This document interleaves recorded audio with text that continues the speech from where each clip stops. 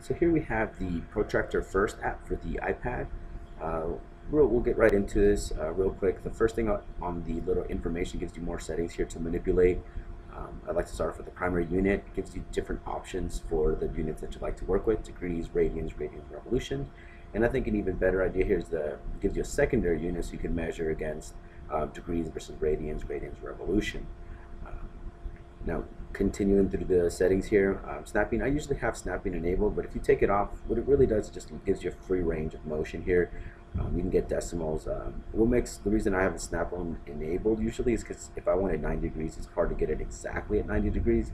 And so by having snapping enabled, it'll let you jump. And so I changed my sensitivity to 5, and now it'll jump to every 5 degrees at a perfect 90 degrees. And I usually keep it that way because in my class I generally don't have decimals for degrees that I'm working with. Continuing through here, the show tooltip just gives you a little more information. Like I said, it's easy to implement because they tell you what everything is right away. On the bottom here, you're allowed to swap between the two units. Top have degrees, now have radians on the bottom, and then I flip-flop them with radians on top and degrees on bottom.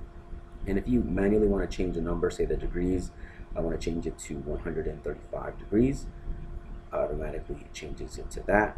And then now you can go ahead and pass it to the student. And if you'd like to pass the student, make sure that they don't change the degrees that you have it set for. Then you click on the little lock button on the top right there, and now you cannot move the ticker to change the degrees.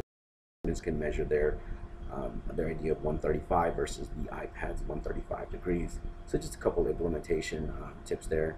If you have any questions on this app or any other app that we reviewed, go ahead and please visit www.appsinclass.com.